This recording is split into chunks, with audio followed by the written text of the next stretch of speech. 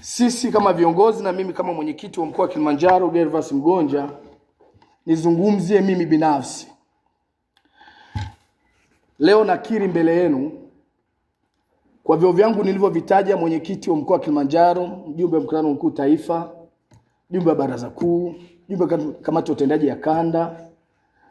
Leo nakiri mbele yenu kwamba najivua rasmi vyeo hivyo na wanachama wangu unagota ndani ya Chadema leo tarehe 11 mwezi wa 5 2025.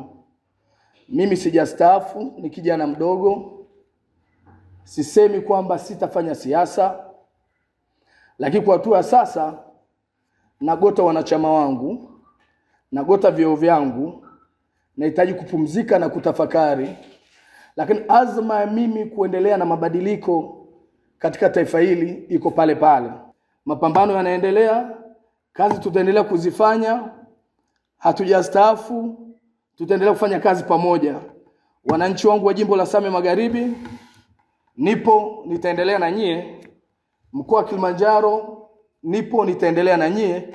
Lakini kwa hatua sasa, kwa akili zangu timamu, leo tarehe 11 mwezi wa 5 nimejivua na sifa zangu na wanachama wangu umegota. Nawashukuru sana. Sioni mwanga. Nilimuuliza mwenyekiti wangu tunazuiaje uchaguzi, na majibu hayakuwa relevant, hayakuwa na mashiko. Kwa hiyo sioni mwanga huko tunakoenda.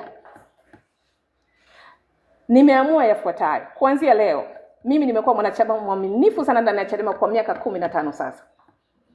Ninavua nyadhifa zilizonazo. Alisema mwenyekiti Mbowe anaenda kufanya mambo yake, anaenda kufanya shughuli zake. Mimi ninajua kwamba kuna kazi nyingi sana za kufanya. Nina mambo mengi pia ya kufanya. Ninavua nyadhifa hizi kwa Chadema kuanzia leo mpaka hapo nitakaposema vinginevyo. Niwatakie siku njema. Kufika hapa nilipofika nilijengwa na Chadema. Lakini sasa itoshe kusema kuanzia leo tarehe 11 mwezi wa 5 ninajiondoa rasmi Chadema. Ninakwenda nyumbani. Bado nina nguvu. Sisemi ninaacha siasa, lakini acha kwanza nikapumzike.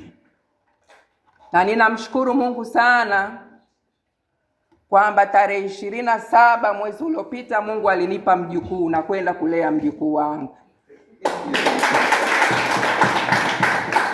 Nimechoka na matusi ya mitandaoni kila siku. Kuondoka mwenyewe kwa sababu ni maamuzi yangu binafsi, sio maamuzi ya mtu.